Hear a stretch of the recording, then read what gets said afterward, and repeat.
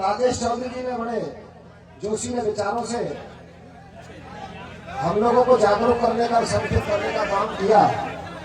मैं हमारे बीच में पधारे बहुत ही जोशीले और युवा लाडला बेटा हर्ष शिकारा, जो बहुत ही अच्छा समाज सेवी उभरता हुआ चेहरा है हरियाणा का। मैं आग्रह करूंगा कि अपने विचारों से इस कौम को संगठित करने और चलाने का काम करेंगे। हर्ष शिकारा, वो माइक ले ले।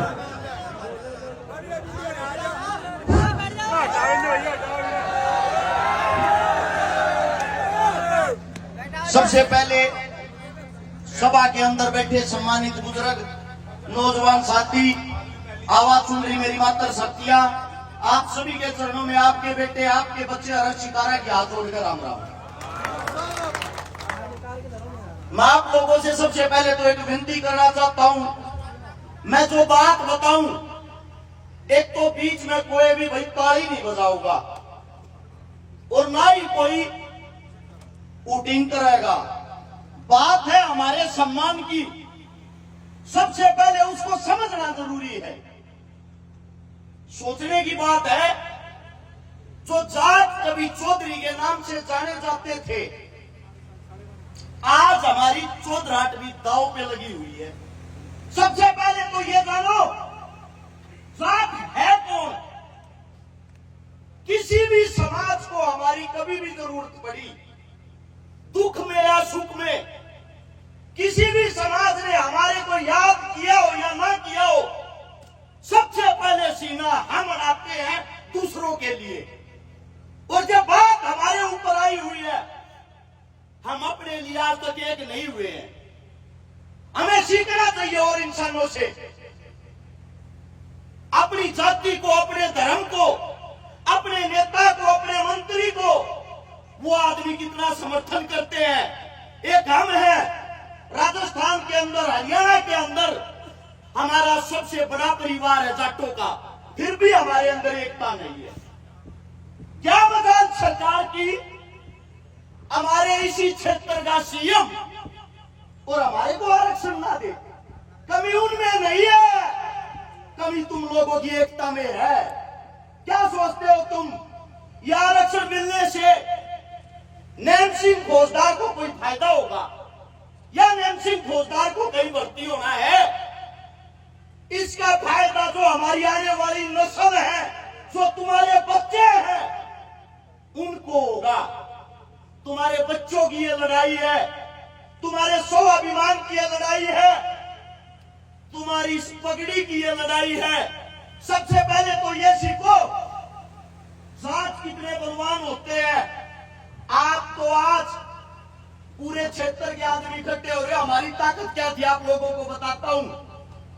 महाराजा सूरजमल साहब के बारे में तो सब जानते होंगे, जवाहर सिंह के बारे में सब जानते होंगे, वीर गोकाकुल साहब के बारे में सब जानते होंगे। आज हम उनको इसीलिए याद करते हैं क्योंकि उन्होंने हमेशा अपने हक की लड़ाई लड़ी। अब बात आती है, ये तो बड़े बड़े महाराजा थे। अगर आप लोग मानते हो कि आप लोगों की ताकत कम है, आप लोगों की संख्या कम है, या ये सोचते हो मुट्ठी भर आदमियों से होगा क्या?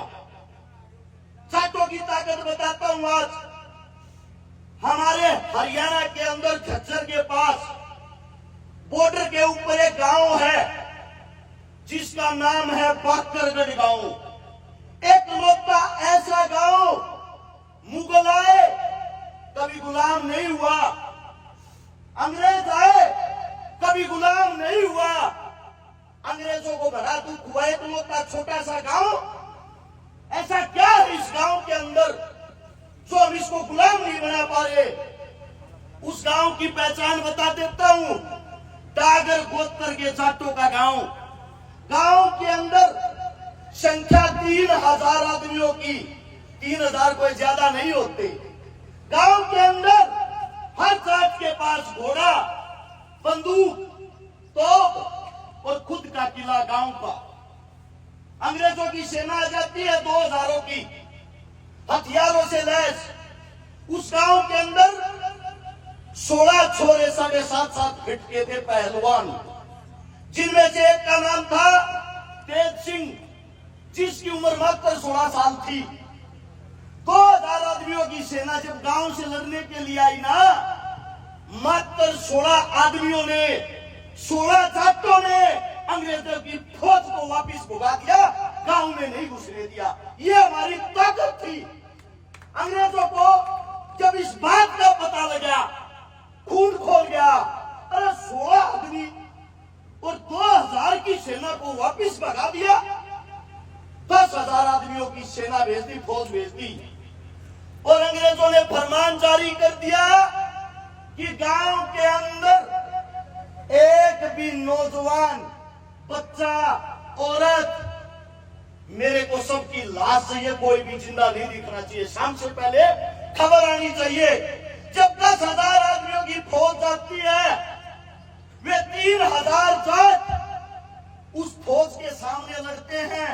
सारी की सारी फौज को मार गिराया, और उसके अंदर 400 जाट भी शहीद हो गए, मात्र 400 जाट। लेकिन 10,000 की सेना को 3,000 आदमी कच्चा छुपा गए। इसके बाद जो तेज सिंह था, नौजवान बलशाली पहलवान, अंग्रेजों की जो अफसर की बीवी थी, उसको गुलाम बना लेता, उसको पकड़ लेता है कि ये हमारे तो मजदूरी करवाए हैं, हम दिखाओगे मजदूरी होती क्या है। जिन अंग्रेजों ने पूरे हिंदुस्तान से मजदूरी करवाई, उन अंग्रेजों की बीवी ने हमारे तेज सिंह नाम के जाट ने हल में जोड़कर, रहक में जोड़कर 3 दिन तक लगातार पानी खिंचवाया। 3 दिन तक संपूर्ण अंग्रेज कांप उठे।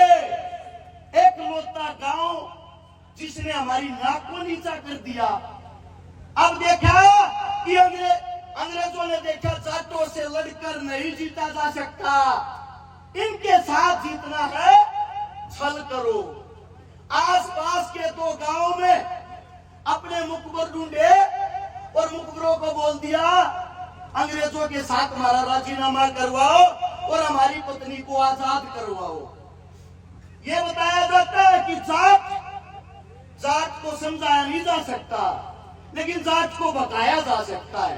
थोड़ा बहुत तो है। अपने आसपास के गांव के आदमी आकर अरबड़ोलिए अंग्रेज खाता माफी मांगा है, वो ना उनकी औरत ने आजाद कर दो और आके गांव में कभी हमला नहीं करेंगे। जो बंदूक तोप थी उनको घर पर टेक के 3 के 3,000 आदमी संपूर्ण गांव आथा में फूल माला लेकर अपने गोहांड की जमीन पर चले गए। चारों तरफ से अंग्रेज आते हैं। अंग्रेजी सेना पूरे के पूरे गांव को बंदी बना लेती है, और बंदी बनाकर अंग्रेज आदेश जारी कर देते हैं कि सब के सब को अभी फांसी तोड़ो।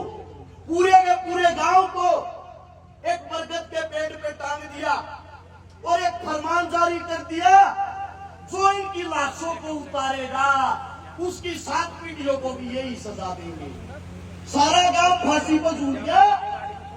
गुलामी नहीं अपनाई, गांव की औरतों को फांसी पर टांग दिया, गांव के छोटे छोटे बच्चों को फांसी पर टांग दिया।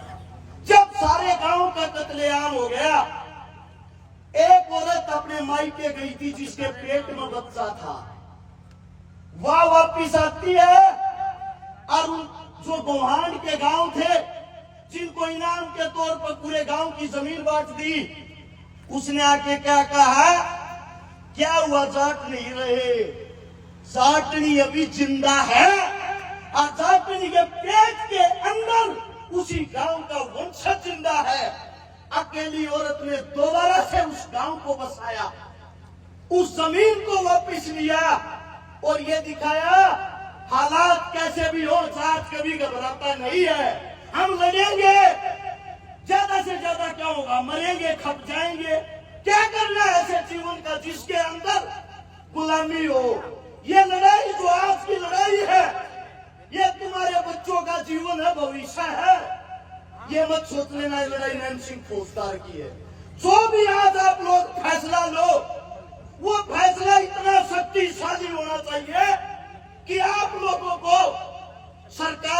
पास वार्तालाप करने के लिए नहीं जाना है।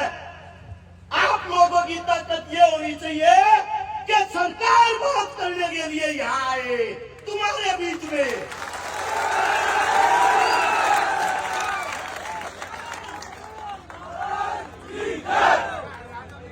दूसरी बात, जो भी फैसला लोगे, आप लोगों की पंचायत जो भी फैसला लेगी, चाहे हमारे बुजुर्गों के पसीने की एक बूंद गिरेगी, तुम्हारा ये बेटा रक्षकारा दावे के साथ कहता हूं अपने शरीर के खून की आखिरी बूंद तक दबा देंगे। लड़ाई को पूरा करना है, लड़ाई को पूरा करना है।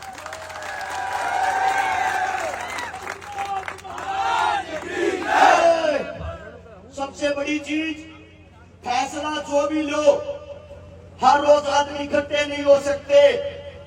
रोज रोज आप लोगों को टेंट लाके कोई बुलाएगा नहीं, लेकिन जो भी आप लोगों का धरना है, मेरा पर्सनल राय है, जो भी आप लोगों का धरना है, वो धरना जब तक अंतिम फैसला नहीं आ जाए, लगातार तो धरना चलता रहना चाहिए।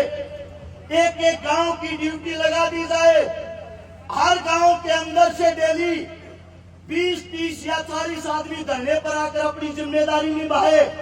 इससे आदमी परेशान भी नहीं होगा, आंदोलन कमजोर भी नहीं होगा। और लास्ट बात यह है, नुका अगर उल्टे हटियों में जात खून का आग्रह, जात के खून में उल्टा हटना नहीं है, जात के खून में वीर गति को प्राप्त हो जाना है। तो फैसला जो भी लो, अंतिम लेना, मजबूत लेना। आप लोगों के साथ कंधे से कंधा मिलाकर आप लोगों से आगे मिलेंगे आपके फैसले में। मेरे मुख से कोई गलत बात, गलत शब्द निकल गया हो, आपका बेटा हूं, आपका बच्चा हूं, हाथ जोड़कर क्षमा प्रार्थी। और आप लोगों ने जो प्यार दिया, जो मान सम्मान दिया, उसके लिए दिल की गहराइयों से आप सभी का धन्यवाद। आप लोगों ने इतने प्यार से जो बात सुनी, सदैव मैं आप लोगों का ऋणी रहूंगा। आप लोगों का ये प्यार प्रेम सदैव मेरी आंखों पर रहेगा। आप सभी को रक्षितारा की तरफ से हाथ जोड़ के राम राम।